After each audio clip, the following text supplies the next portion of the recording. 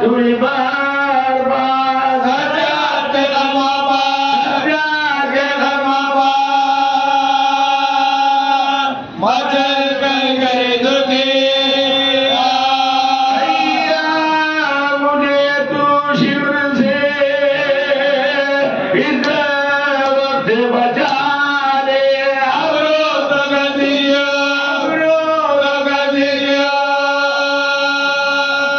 ظالم کے حوالے ابھی روئی تو میں روئی نبی روئی دیا اب رو اگر باغو اپنے تو گنہگار فرماؤ کہ اب چھوڑ دے مجھ کو یہ جفا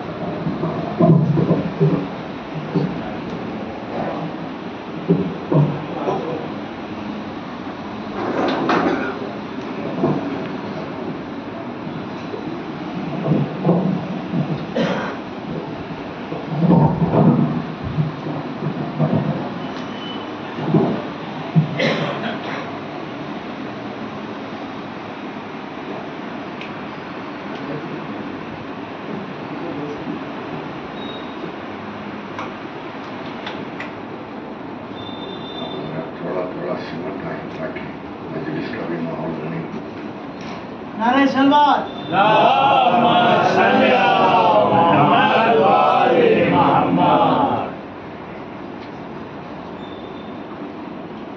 اس مجلس میں ایک خصوصی روایت ہے کہ سواری احمد مبارک قرآن مسائل لائی جاتی ہے.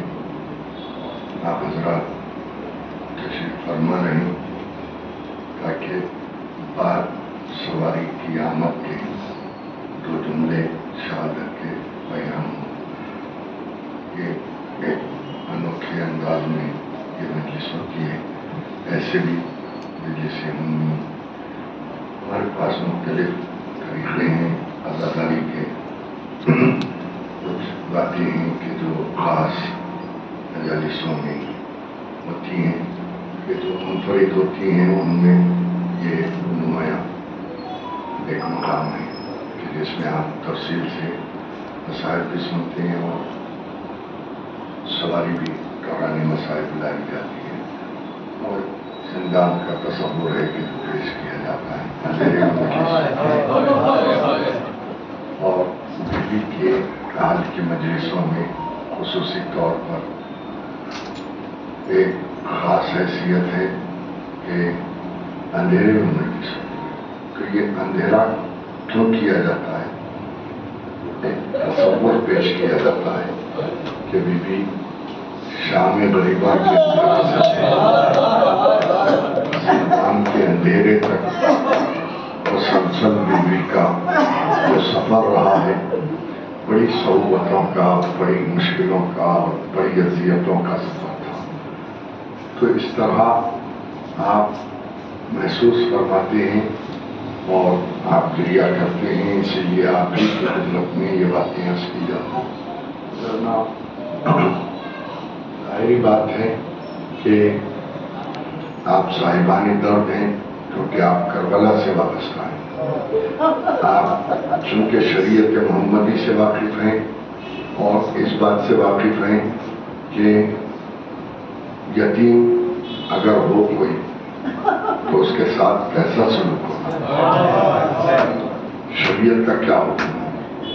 شریعت میں یتیم کا بڑا حق ہے اور اس کے ساتھ جو برتاؤ کرنا ہے اس کا بھی آپ کو علم ہے کہ کیسے برتاؤ کیا جانا چاہیے. کوئی اگر کم سنی میں یتیم ہو جائے تو اس کے لیے خصوصی طور پر انتظام ہے.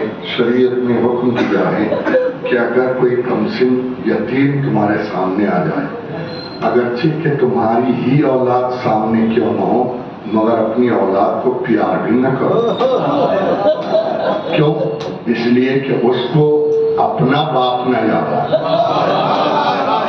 اللہ کتنا خیال رکھا شریعت نے، مگر چلا یہ کہ یہ حکم کے ماننے والے، مگر اس کے بعد کیسا ظلم ہے یہ ظالموں کا کہ یہ لوگ مسلمان بھی ہیں، کہ جو بظاہر مسلمان ہیں، مگر یہ مسلمان کہاں ہیں؟ یہ تو ظالم ہیں اور ایسے شقی ہیں کہ جن کی شقاوت کا کوئی اندازہ نہیں پیش کیا جا سکتا. آپ کو معلوم ہے کہ جناب سکینہ اس بی بی کا نام ہے کہ جس کے لیے مصیبتیں تو تھی. 4 برس کے سن میں یتیم ہوئی ہیں. شہزادی کے حال کی مخصوص مجلس ہے تو جناب سکینہ ہی پر گفتگو ہے. جناب سکینہ کم سن ہیں، یتیم ہیں، 4 برس کے سن میں یتیم ہوئی ہیں، مگر اس کے باوجود ذمہ داریاں بہت اہم ہیں کہ بیوی سے وعدہ لیا ہے امام وقت نے، اور امام نے مطمئن ہو کے میدان میں گئے ہیں. تو امام سے تو وعدہ صبر تھا بیوی کا، تو یوں وعدے کو وفا کیا ہے کہ شاید اس سن میں کوئی اور ہو تو اس منزل پر فائز نہ ہو کہ جو سکینہ بی بی فائز نہیں ہے. اور یہ بتایا ہے دنیا کو کہ امام سے وعدہ کیا ہے تو وعدے کو یوں وفا کیا کہ رہتی دنیا تک کہ یہ بات یاد رہ جائے دنیا کو کہ یوں بھی وعدے وفا کیے جاتے ہیں. جس سن میں سکینہ ہے اس سن میں یوں وعدے کو وفا کیا کہ آفتاب ذکر نے ایک عجیب شعر کہہ دیا کہ کم سینی اور صبر کا وعدہ یہ سکینہ ہے یا پیمبر ہے. یعنی پیمبروں کی صفت ہے کہ مظالم پر ظلم پر صبر کرنا. سکینہ نے کیسا صبر کیا کہ جس کی کوئی حد بیان نہیں ہو سکتی کہ مقام جناب سکینہ کچھ اور ہے، دنیا نہیں سمجھ پائے گی. عزیزو وعدہ لیا تھا، مطمئن ہو کے میدان کو گئے تو سکینہ نے وعدے کو یوں وفا کیا کہ بعد امام حسین جیسے ہی باپ کا سر نو کے نیزہ ببلل ہوا، سکینہ پر ان کے پہاڑ ٹوٹے کہ ادھر باپ کی شہادت کے بعد مسلسل پرسہ تماشوں سے دیا جا رہا ہے، مسلسل پرسہ تازیانوں سے دیا جا رہا ہے. کانوں میں بوندے پہنائے تھے امام نے، اس طرح ظالموں نے چھینے کہ بی بی کئی مرتبہ زمین سے بلند ہو کے زمین میں گری. کیوں؟ اس لیے کہ ظالموں نے اس طرح بوندے چھینے کہ بی بی تڑپ کے لے گئی. اور پھر وہ منزل آئی کہ سکینہ کو باپ کے سینے کے بغیر نیند نہیں آتی تھی. بیوی وہاں پہنچ گئی کہ جہاں نیند آ سکتی تھی، مگر ادھر جناب زینب نے بچوں کو جمع کرنے کے بعد دیکھا کہ بھائی کی امانت نظر نہیں آتی. اب جو دیکھنے کے لیے چلی آواز دیتی ہوئی چلی، بیٹی سکینہ کیا تم کہاں ہو بیٹی کہ تمہاری بھوبی تم کو آواز دے رہی ہے؟ مگر کوئی جواب نہ پایا. ایک مرتبہ گودالے قدرگاہ تک آئی تھی کہ ایک بے سر لاشے سے آواز آئی، بہن زینب ذرا آہستہ بولو کہ سکینہ ابھی ابھی میرے سینے میں سوئی ہے. ارے قریب گئی سمجھا کے بنا کے بچی کو مار کے سینے سے جدا کر لیا. اور پھر کہا بیٹی اس طرح کوئی گھر چھوڑ کے جنگل میں نہیں سویا کرتے. جواب دیا پھوپھی اماں مجھے بابا کے بغیر نیند نہیں آتی. عزیزو کیا غربت ہے کہ بی بی نے یہ کہا ہے تو پھر یہ حقیقت ہے کہ باپ کا سینہ اس کے بعد ملا کہاں، سکینہ سوئی کہاں. کیوں؟ اس لیے کہ سکینہ نے خود کہا ہے کہ مجھے بابا کے سینے کے بغیر نیند نہیں آتی. یہ اور بات ہے کہ تماچے اس قدر لگائے گئے کہ بی بی غش کھا جاتی تھی. اور ایسا ہی غشی کا عالم، ایسا ہی غشی کا عالم زندان میں بھی طاری ہوا. قیامت خیز مسائل ہیں بی بی کے. کون کون سی مصیبت کا ذکر کیا جائے جہاں سارے مسائل سہتے ہوئے شام غریبہ کے بعد قافلہ چلنے لگا تو اہل بیت رسول کی بیویوں کے ہمراہ ان کے بچے بھی بکھلائے گئے، بیویوں کے ہاتھوں پسے گردن سے بندھے ہیں، بچے جو آغوش میں ہیں وہ اپنی ماں سے لپٹے ہوئے ہیں، مگر کبھی کبھی قافلے دوڑائے جاتے، بچے اونٹوں کی بلندیوں سے گرتے رہتے، دعائیں پکارتی رہتی، مگر قافلہ روکا نہیں جاتا، مگر جب کبھی سکینہ گر جاتی تھی اونٹ کی بلندی سے، قافلہ خود رک جایا کرتا تھا۔ اس لیے کہ جس نیزے طویل پر حسین ابن علی کا سر ہوتا وہ نیزہ زمین میں نصب ہو جاتا، اور چاہا گیا، کئی مرتبہ کوشش کی گئی کہ آگے بڑھائیں قافلے کو، مگر قافلہ آگے نہیں بڑھتا کیونکہ زمین سے نیزہ برآمد نہیں ہوتا۔ ایک بار سید سجاد تازیانہ لیا ہوا سید سجاد کے پاس شبر ملون آیا اور آ کے کہتا ہے کہ اے سید سجاد اپنے باپ سے کہو ان کی سواری رکی ہوئی ہے تو قافلہ رکا ہوا ہے کہ کیوں کر رک گئے ہیں۔ ایک مرتبہ امام اپنے بابا کے سر کے قریب آئے اور کہا بابا آپ کی سواری کیوں کر رک گئی ہے؟ امام کے لبوں کو جو مشری آواز آئی میرے لال جس قافلے میں سکینہ نہ ہو میں کیسے آگے بڑھ جاؤں؟ جناب زینب سے آ کے امام نے کہا بھوپی اماں سکینہ کہا ہے کہ بیٹا پیچھے گر گئی ہے اونٹ کی بلندی سے۔ اب جب دیکھنے کے لیے آئی تو سہرا میں پہنچ کے دیکھا ایک بیوی پردے میں ملبوس سکینہ کو اپنی آنکھوں میں بکھرائی ہوئی تسلی دے رہی ہے اور حسین کا ماتم کر رہی ہے۔ قریب پہنچ کر بچی کو آغوش میں لے لیا اور پوچھا بی بی آپ کون ہیں کہ جو اس غربت کے عالم میں ہمارے کنبے کا ماتم کر رہی ہیں اس صحرا میں؟ تو ایک مرتبہ چہرے سے نقاب الٹ کے کہا بیٹی زینب پہچانا نہیں؟ ارے میں تمہاری ماں زہرا، ارے لپٹ گئی ماں سے، کہا اماں اب آئی ہو اماں، تیرا بھاجا دبا کیا گیا، میرے سر سے چادر چھینی گئی۔ کربلا میں ہم لٹ گئے، عزیزو بی بی نے کہا بیٹی زہرا میں ہر منزل فساد تھی، ہاں قیامت خیر مصائب سہ کے۔ اب جو بی بی قافلے میں شامل کی نہیں تو یوں شامل نہ کی گئی بلکہ ایک علیحدہ اونٹ کا انتظام کیا گیا کہ جس کی پشت پر پالار نہیں تھا، ارے برہنہ پشت پر اونٹ کی سکینہ کو لٹا دیا گیا، ایسے رسم سے کر دیا گیا کہ اب جو اونٹ ڈالائے جاتے سکینہ کبھی ادھر ہوتی ہے کبھی ادھر ہوتی ہے، کہتی ہے جناب اے بابا۔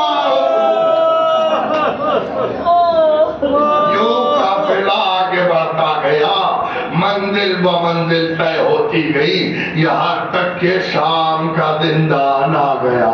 بس میں نے مجلس کو تمام کیا، آپ انتظار کریں سواری آ جائیں تو دو جملے مسائل کے اور بارے بیان کر کے مجلس کو تمام کروں کہ شام کے زندان میں بڑے انوکھے مسائل گزرے ہیں اہل بیت پر۔ ان میں سے ایک مصیبت یہ ہے کہ جہاں نہ ہتھیار ہے، نہ تلوار ہے، نہ تیر ہے، نہ قبر ہے، مگر دل پر جو چوٹ رہتی ہے، آپ صاحبان درد ہیں، اسی لیے یہ باتیں آپ ہی سے کی جا سکتی ہیں۔ اب بھی آپ نے مسیح میں بھی یقیناً سماعت فرمایا ہوگا کہ جس میں ایک بیت شاعر نے کہی ہے، کیا بیت ہے؟ اس بیت تک پہنچنے کے لیے آپ ملاحظہ فرما لیں کہ لوگ شام کے جو جا چکے ہیں زندان دیکھ چکے ہیں وہ یقیناً خوش نصیب ہے، جو نہیں گئے ہیں خدا ان کو اسی بیوی کے صدقے میں جلد از جلد شام جانا نصیب کرے۔ ارے وہ زندان کا دروازہ جس گلی کی طرف کھلتا ہے آ کے بیوی کھڑی ہو جاتی، لوگ گزرتے تھے۔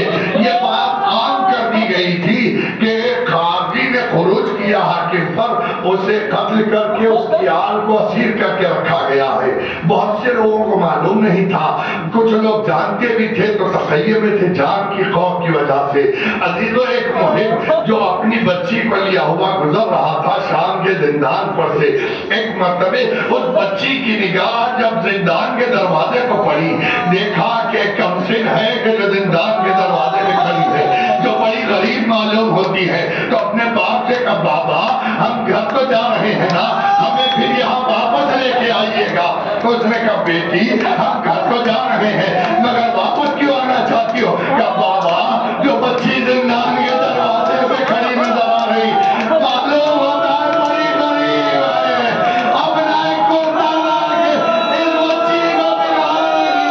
اس نے منہ پیٹ لیا کہ تیری عالم رہے، ارے وفادار آئے۔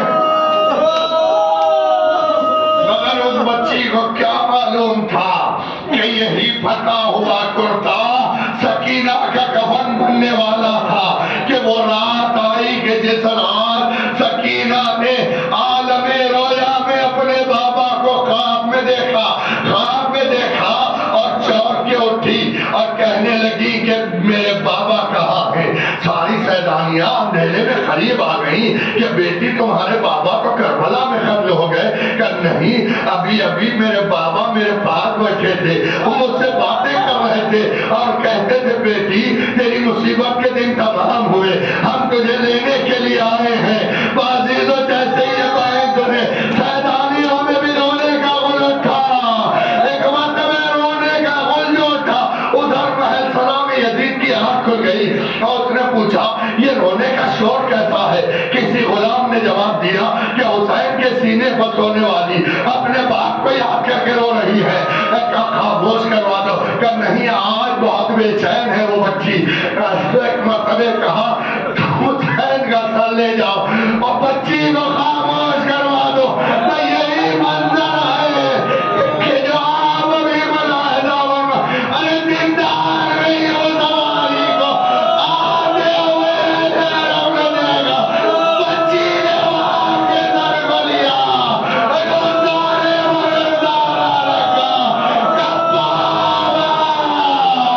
اے بابا وعدے پورے ہو گئے۔